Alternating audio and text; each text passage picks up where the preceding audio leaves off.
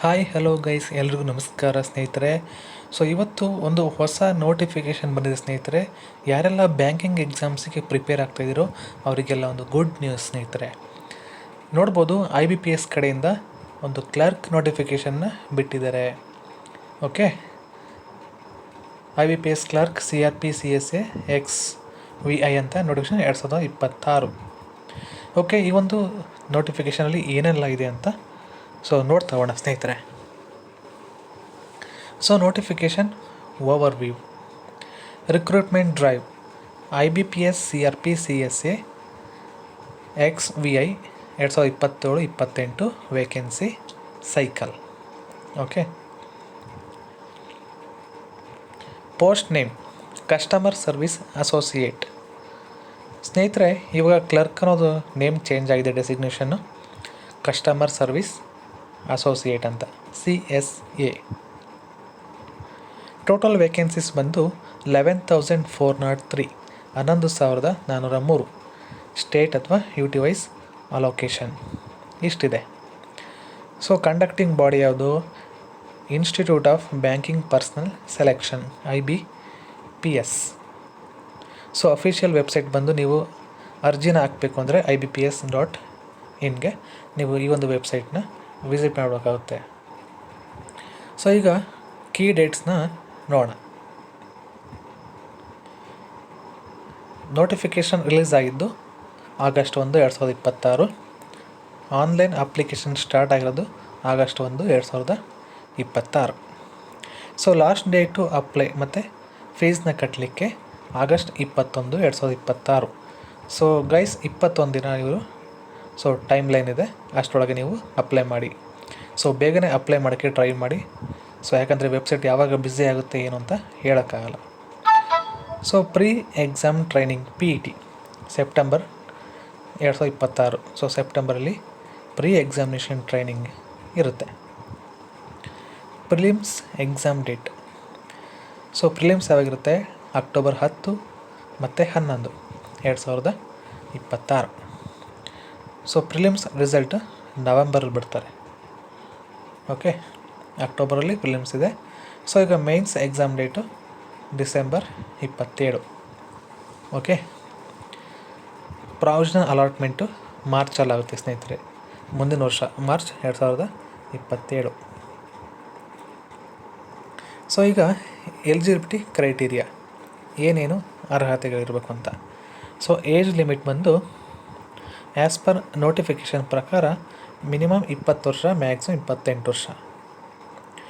Age relaxation ಬಂದು SC/ST 5 ವರ್ಷ ಇರುತ್ತೆ, OBC ನಾನ್ ಕ್ರಿಮಿ ಲೇಯರಿಗೆ 3 ವರ್ಷ ಇರುತ್ತೆ, PWBDಗೆ 10 ವರ್ಷ ಇರುತ್ತೆ ಸ್ನೇಹಿತರೆ.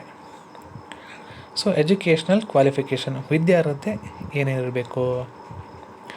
ಬ್ಯಾಚುಲರ್ ಡಿಗ್ರಿ ಅಂದರೆ ಗ್ರ್ಯಾಜುಯೇಷನ್ ಆಗಿರಬೇಕು in any discipline from a recognised university. ಒಂದು ಬೇಸಿಕ್ಕಾಗಿ ಒಂದು ಡಿಗ್ರಿ ಆಗಿರಬೇಕು ಸ್ನೇಹಿತರೆ. Operating and working knowledge of computer system. Computer use ಮಾಡೋದು ನಿಮಗೆ ಗೊತ್ತಿರಬೇಕು, ಅಂದರೆ ಸ್ವಲ್ಪ ನಾಲೆಡ್ಜ್ ಇರಬೇಕು. ಸರ್ಟಿಫಿಕೇಟ್ ಅಥವಾ diploma or degree or studied as a subject in school or college. ನಮಗೆ ಕಂಪ್ಯೂಟರ್ ಗೊತ್ತಿದೆ ಅನ್ನೋದಕ್ಕೆ ಒಂದು ಸರ್ಟಿಫಿಕೇಟ್ ಇರಬೇಕಾಗುತ್ತೆ.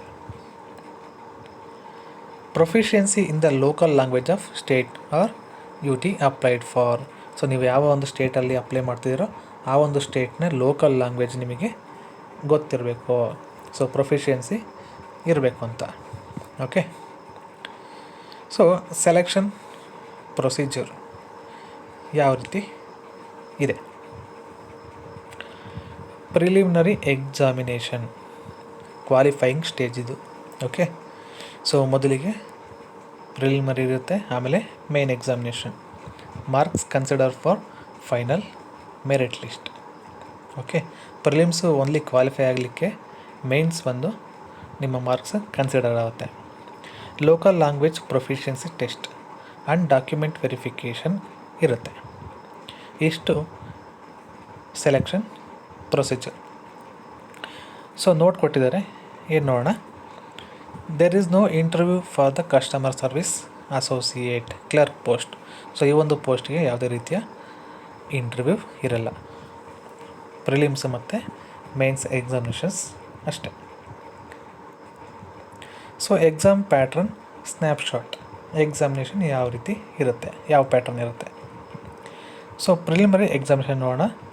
Objective 100 marks. ಸೊ 60 ಮಿನಿಟ್ಸ್ ಅಂದರೆ 1 ಅವರ್ ಟೈಮ್ ಇರುತ್ತೆ, 100 marks. English language 30 questions, 30 marks, 20 ನಿಮಿಷ ಇರುತ್ತೆ. So numerical ability 35 questions, 35 marks, 20 minutes. Reasoning 35 questions, 35 marks, 20 minutes. So negative marking ಕೂಡ ಇದೆ, 0.25. Okay, 0.25 per wrong answer. ಒಂದು ರಾಂಗ್ ಆನ್ಸರಿಗೆ 0.25 ಮಾರ್ಕ್ಸ್ ಕಟ್ ಆಗುತ್ತೆ. So mains examination objective 200 marks, 160 minutes. ಸ್ನೇಹಿತರೆ, ಈ ಸತಿ ಈ ಒಂದು ಬಿಗ್ ಒಂದು ಚೇಂಜಸ್ ಮಾಡಿದ್ದಾರೆ ಸ್ನೇಹಿತರೆ. ಸೊ 180 ಇತ್ತಲ್ಲ, ಈಗ 160 ಮಿನಿಟ್ಸ್ ಮಾಡಿದ್ದಾರೆ. ಅದೇ ರೀತಿ ಒಂದು ರೀಸನಿಂಗಿಗೆ ಮಾರ್ಕ್ಸ್ನ ಜಾಸ್ತಿ ಮಾಡಿದ್ದಾರೆ. ಸೊ ಜನರಲ್ ಅಥವಾ ಫೈನಾನ್ಷಿಯಲ್ ಅವೇರ್ನೆಸ್ 50 ಕ್ವಶನ್ ಇರುತ್ತೆ, 50 ಮಾರ್ಕ್ಸ್, 35 ನಿಮಿಷ. General English 40 questions, 40 marks, 35 minutes. So reasoning ability and computer aptitude 50 questions, 60 marks, 45 minutes ಇರುತ್ತೆ. ಸೊ ಕ್ವಾಂಟಿಟೇಟಿವ್ ಆ್ಯಪ್ಟಿಟ್ಯೂಡ್ 50 ಕ್ವಶನ್ನು, 50 ಮಾರ್ಕ್ಸ್, ಸೊ 45 ಮಿನಿಟ್ಸ್. ಇಷ್ಟು ಇರುತ್ತೆ ಸ್ನೇಹಿತರೆ.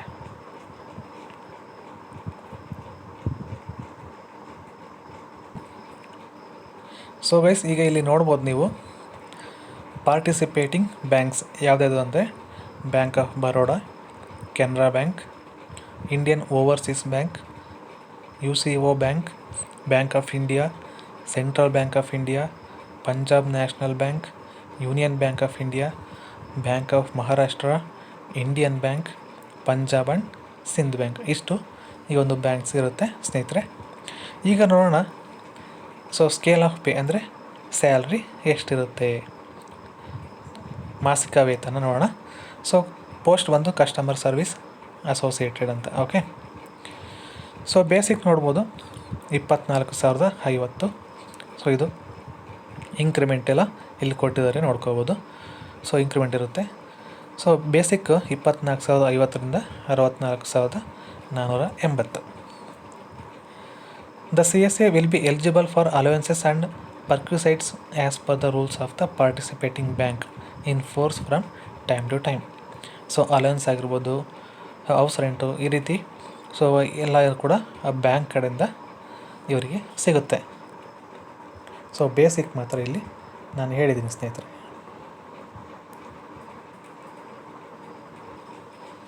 ಸೊ ಸ್ನೇಹಿತರಲ್ಲಿ ನೋಡ್ಬೋದು ಹೌ ಟು ಅಪ್ಲೈ, ಅಂದರೆ ನೀವು ಅರ್ಜಿಯನ್ನು ಯಾವ ರೀತಿ ಹಾಕೋದು ಅಂತ. Candidates can apply online only and no other mode of application will be accepted. ಅಂದರೆ ಆನ್ಲೈನ್ ಮುಖಾಂತರನೇ ಅರ್ಜಿನ ಹಾಕಬೇಕಾಗುತ್ತೆ. ಸೊ ಅಪ್ಲಿಕೇಶನ್ ಫೀಸ್ ಅಥವಾ intimation charges online payment from 1/8ರಿಂದ 21/8 ಆಗಲೇ ಹೇಳ್ದಂಗೆ. ಸೊ ಎಷ್ಟಿರುತ್ತೆ ಅಂತ ನೋಡೋಣ. SC ST PWBD ESM ಅಥವಾ DSM ಕ್ಯಾಂಡಿಡೇಟ್ಸಿಗೆ 175 ರೂಪಾಯಿ.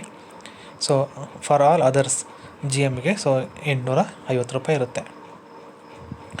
Bank transaction charges for online payment of application fees ಅಥವಾ intimation charges will have to be borne by the candidate. So bank transaction charges ಕೂಡ ಇರುತ್ತೆ ಸ್ನೇಹಿತರೆ, ಅದನ್ನು ಸೊ ಕ್ಯಾಂಡಿಡೇಟೇ ಪೇ ಮಾಡಬೇಕು ಅಂತ ಇಲ್ಲಿ ಹೇಳ್ತಾ ಇದ್ದಾರೆ.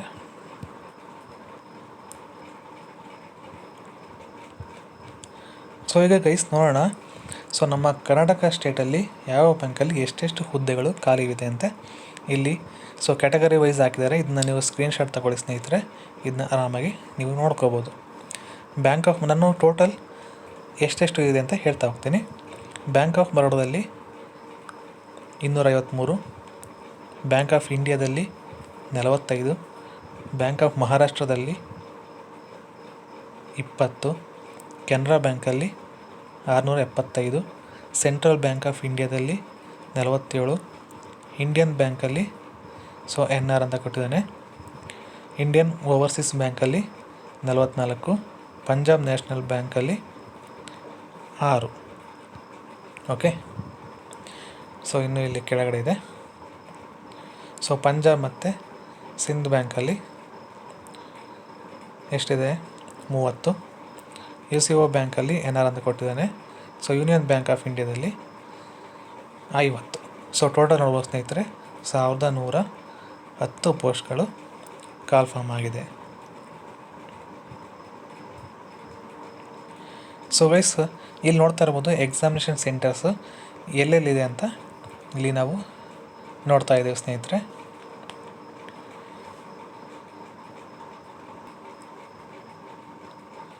ಇಲ್ಲಿ ನೋಡ್ಬೋದು ನಮ್ಮ ಕರ್ನಾಟಕ ಸ್ಟೇಟ್. ಈ ಕಾಲಮ್ ಬಂದು ಪ್ರಿಲಿಮ್ಸ್, ಈ ಕಾಲಮ್ ಬಂದು ಮೇನ್ಸ್ ಎಕ್ಸಾಮಿನೇಷನ್ಸ್.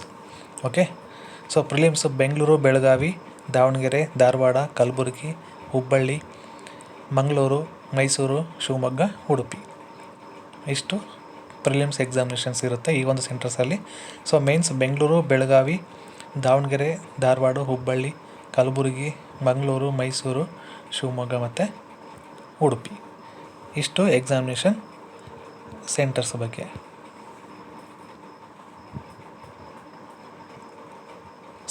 ಇಷ್ಟು ಏನು ನೋಡಿದ್ರಿ ಇಲ್ಲಿವರೆಗೂ ಈ ಒಂದು IBPS ಕಡೆಯಿಂದ ಕರೆದಿರುತ್ತಂಥ ಒಂದು ಕ್ಲರ್ಕ್ ಅಂದರೆ CSA ಪೋಸ್ಟ್ಗಳ ಒಂದು ನೋಟಿಫಿಕೇಷನ್ ಆಗಿರುತ್ತೆ.